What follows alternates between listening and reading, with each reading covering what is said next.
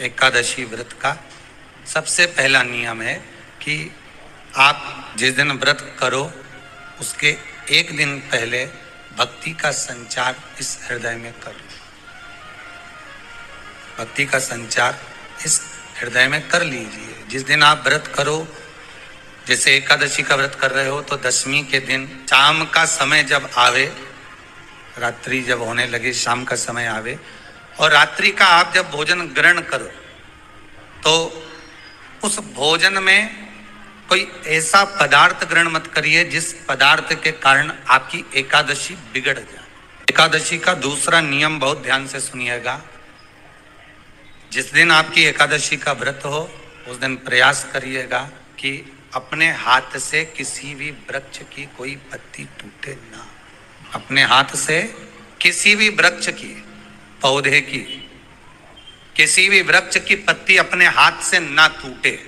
बहुत ध्यान दीजिएगा महाराज। एकादशी का ये दूसरा नियम है कि अपने हाथ से किसी पौधे की, किसी वृक्ष की, किसी डाली की कोई पत्ती ना टूटे, इसका प्रयास करिए। यहाँ पर तीसरे नंबर का जो, चौथे नंबर का जो उपाय बताया है, उपवास करने का जो नियम बताया, उसमें वर्णन किया एकादशी के दिन अगर आपका व्रत है तो आप भूलवश भी डब्बे में रखी हुई रोटी गाय को ना देते हुए कुछ थोड़ा सा फल, फलहार, कोई केला, कोई सेब, जो आप खाते हो, अंगूर, पपीता, जो आप ग्रहण कर रहे हो, उसका थोड़ा सा भाग आप गाय को प्रदान करो। आप गाय को दीजिए, रोटी ही दिए। डब्बे में से निकाल के ले गई, गाय आई है, रोटी देना, देव मना नहीं। बाकी के दिन आप आपके बेटे से कह दो रोटी दिया बेटा जा, और आप अपने हाथों से, आपका व्रत है तो आप फलहार आप कर रहे हो तो फलहार का ही दान गौ माता को दीजिए। पांचवा वर्णन किया चतुर्थ भाव में, बन सके जितना एकादशी के दिन भगवान का ओम नमो भगवते वासुदेवाय का जाप करें या अपने गुरु मंत्र का स्मरण करें, चाहे जो मंत्र आपके हृदय में समाहित हो।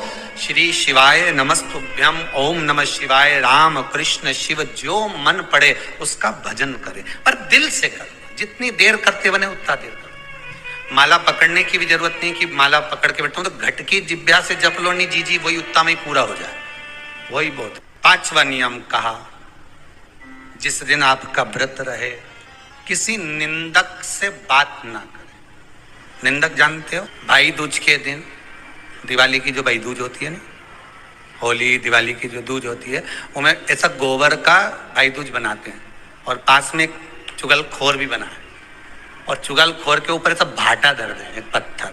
अब तुम्हारे उधर रखे कि नहीं रखे हमें नहीं मालूम रहे हो, जितने आस्था पे सुन रहे हो, पर हमारे इधर तो ऐसा रहता है, गोबर का भाई बहन बनाए और उसकी पूजन करे, उसके पास में एक गोबर का चुगल चोर भी बना है, उसके ऊपर बाटा धर।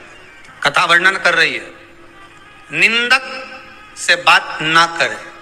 मान लो किसी ने आकर आपको निंदा कर भी दी तो तुरंत सूर्य नारायण भगवान का दर्शन करें और 3 बार उनका दर्शन कर कर नेत्र बंद करें, तब जाकर वो निंदा जो अंदर गई है, अंदर पवित्रता प्रदान करेगी, तब जाकर एकादशी का व्रत लगेगा। पहले तो प्रयास करो, अगर जो निंदा करने आता है ना तो उसको उस दिन एकादशी वाले दिन दरवाजे पे लिख दो, जीव की हत्या ना करे। अगला नियम है, अपने द्वारा जीव की हत्या ना हो, प्रयास करना, किसी को कष्ट ना हो। 18 नियम में से एक नियम और, प्रयास करिएगा एकादशी जब भी करें तो द्वादशी से जुड़ी हुई करें, दशमी से जुड़ी हुई एकादशी कम करें। जो वैष्णवों की एकादशी कौन सी होती है? जो एकादशी द्वादशी से जुड़ी हो, दशमी से नहीं।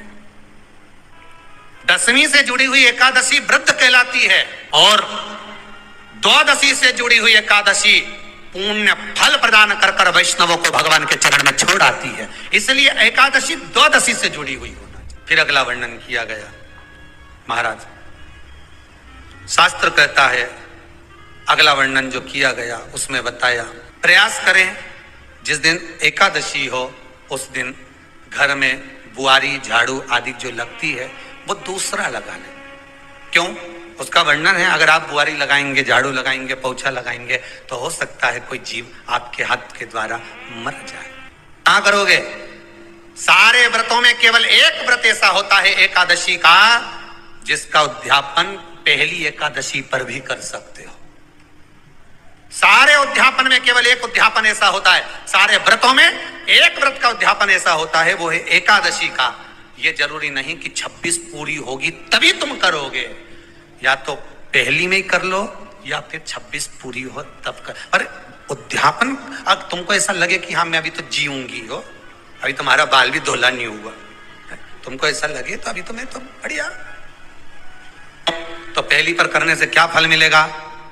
तो एकादशी की नियमावली कहती है, अगर मान लो आपने पहली एकादशी पर भी उद्यापन कर लिया, इसके बाद में जितनी एकादशी करोगे वो सारी तुम्हारे खाते में जुड़ती जाएगी। मतलब बैंक में खाता खोल लो, ठीक है, खाता खोल लिया, अब जितना कमाता जाओगा उसमें डालते जाओ, जितनी कमाई करके लाओगे उसमें जमा करते जाओ। एकादशी एक बार उद्यापन पहले में भी हो गया तो बाकी का पुण्य तुम्हारे खाते में आ जाए। एकादशी का उद्यापन बड़े महीने में माघ शुक्ल एकादशी के दिन, माघ का महीना हो, शुक्ल पक्ष की जम के बोलिए एकादशी हो, प्रयास करना कि आप उद्यापन करें, भले 5, 10, 11, 12 जितनी एकादशी हो जाए, 26 हो जाए तो ज्यादा अच्छी है, नहीं तो आप करें तो माघ महीने की शुक्ल पक्ष की एकादशी के दिन आप उद्यापन करें।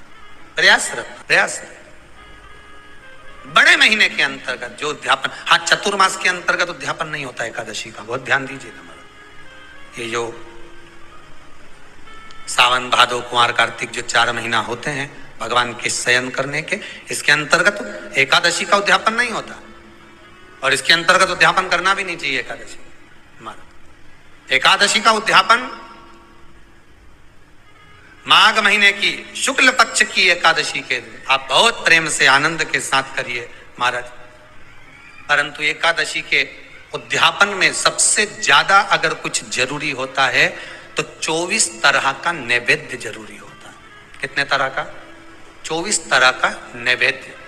अब आप कहोगे गुरुजी उद्यापन हम कर रहे हैं एकादशी का, तो उसमें तो फलहार का हमें नैवेद्य बनाना चाहिए, तो फिर ये पुराण के अंतर्गत स्कंद पुराण में ये चीज लिखी है कि एकादशी का जब उद्यापन करते हैं तो 24 तरह का नैवेद्य बनाकर सिद्ध करते हैं। 24 तरह का नैवेद्य जान रख लेना, हलवा बना लो, खीर बना लो, पूड़ी बना लो, सब्जी बना लो, पकौड़ा बना लो, भजिया बना लो, ऐसे 24 तरह का नैवेद्य अलग अलग चाहिए। पर लोग क्या करते हैं, खोपरा पाक बनवा लेते हैं 1-2 किलो और 24 जगह रख देते हैं। 24 तरह का नैवेद्य रखा जाता है। एकादशी के दिन भगवान का पूजन का पूरी तैयारी कर कर, मंडल आदि बनवाकर, विद्वान ब्राह्मण को बुलाकर, कर्मकांडी ब्राह्मण को बुलाकर, जो भगवत सेवा में एकादशी का उद्यापन कराए, उन ब्राह्मण के चरणों को नमन कर कर, प्रणाम कर कर एकादशी का पूजन करवाइए, और उस मंडल की पूजन कराकर हवन द्वादशी को कराइए। एकादशी को हवन नहीं, एकादशी के उद्यापन का जो हवन होता है वो द्वादशी।